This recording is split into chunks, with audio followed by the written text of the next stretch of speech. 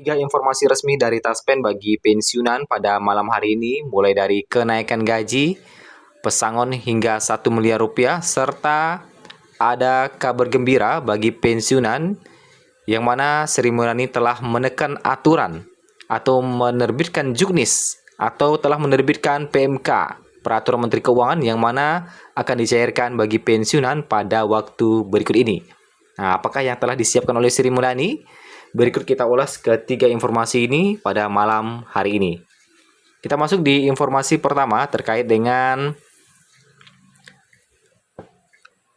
bonus yang telah disiapkan oleh Menteri Keuangan, yang mana Menteri Keuangan telah menerbitkan aturannya. Berikut informasinya, para PNS dan pensiunan bersiap-siap. Pemerintah melalui Menteri Keuangan telah menerbitkan aturan yang mana bagi para PNS dan pensiunan akan mendapatkan pencairan pada waktu berikut ini.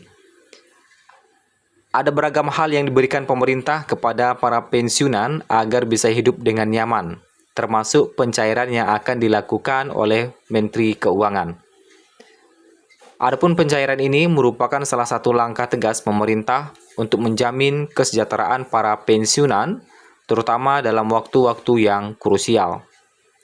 Berbeda dengan gaji pokok pensiunan, pencairan berikut ini tidak dicairkan 1 kali per bulan, namun hanya dicairkan pada 1 kali 1 tahun saja. Dengan demikian, sudah tentu bahwa nominal dari pencairan berikut ini akan lebih besar ketimbang gaji pokok yang biasa mereka peroleh per bulan. Adapun pencairan yang akan dilakukan oleh Menteri Keuangan ini telah tertuang dalam Peraturan Menteri Keuangan PMK nomor 23 tahun 2025. Menteri Keuangan Sri Mulyani menetapkan terkait dengan jadwal pelaksanaan pencairan gaji ke-13. Dalam peraturan tersebut, maka ditetapkan bahwa pencairan gaji ke-13 akan dilakukan pada bulan Juni dan ini adalah waktu paling cepatnya. Nah, itu kata Sri Mulyani ya. Adapun pencairan gaji ke-13 ini memiliki nominal yang cukup besar dibandingkan dengan pensiun bulanan karena tidak dipotong oleh potongan apapun. Dalam keterangannya, Prabowo mengatakan bahwa pencairan gaji ke-13 akan dicairkan pada bulan Juni mendatang. Gaji ke-13 yang akan dicairkan meliputi gaji pokok, tunjangan melekat, serta tunjangan kinerja bagi PNS sebesar 100%. Bagi ASN pusat, prajurit TNI Polri, dan para hakim. Sedangkan bagi ASN daerah diberikan dengan skema yang sama seperti ASN pusat, namun disesuaikan dengan kemampuan fiskal masing-masing daerah. Untuk pensiunan diberikan sebesar uang pensiun bulanan. Nah, itu ya. Kemudian terkait dengan kenaikan gaji di tahun 2025. Nah, ini ada juga informasi terkait dengan kenaikan gaji di tahun 2025. Baru-baru ini, para pensiunan bertanya kepada Taspen, dan Taspen pun memberikan klarifikasi terkait dengan kenaikan gaji pensiunan. Bocor bahwa kenaikan gaji pensiunan dikabarkan akan naik pada bulan Agustus 2025 mendatang. Halo Min, apa benar bulan Agustus ada kenaikan gaji pensiunan? Tanya salah satu akun di media sosial Taspen. Taspen menyebut bahwa belum ada regulasi resmi mengenai kenaikan gaji pensiunan PNS tersebut. Halo Sobat Taspen, saat ini tidak ada regulasi resmi dari pemerintah terkait kenaikan gaji maupun tunjangan pensiun PNS. Jika ada informasi lebih lanjut akan disampaikan melalui media sosial resmi Taspen. Terima kasih, jawab Taspen. Namun jika dilihat dari kenaikan gaji tahun 2024, pemerintah mengumumkan kenaikan gaji tersebut pada bulan Agustus, tepatnya pada tanggal 16 Agustus 2023. Namun kenaikan gaji pensiunan PNS tersebut baru berlaku pada awal tahun 2024 hingga hari ini. Dengan demikian, gaji pensiunan PNS bulan Mei yang akan cair mendatang, kisarannya untuk golongan 1 mulai 1.748.100 hingga 2.256.700. Sedangkan golongan 2 akan mendapatkan pencairan gaji di bulan Mei mulai 1.748.100 hingga Rp3.208.800. Lanjut ke golongan 3 akan mendapatkan pencairan gaji di bulan Mei mulai Rp1.748.100 hingga Rp4.029.600.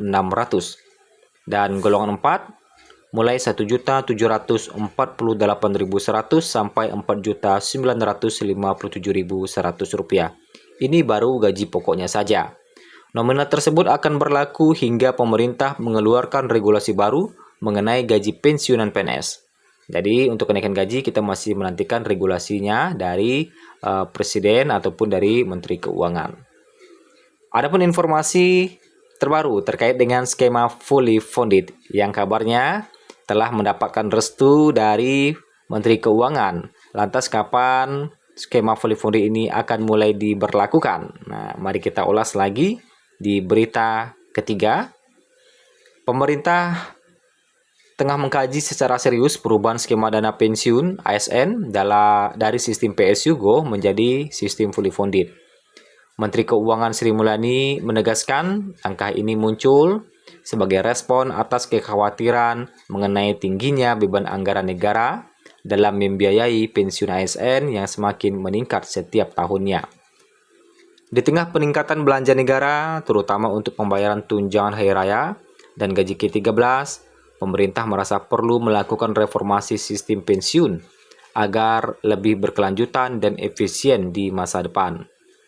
Skema lama yang dikenal dengan PSU GO memungkinkan pensiunan ASN mendapatkan uang pensiun dalam jumlah kecil, namun rutin setiap bulan, bahkan hingga meninggal dunia. Tidak hanya itu, manfaat pensiun juga terus berlanjut kepada ahli waris, seperti janda atau duda dari ASN tersebut.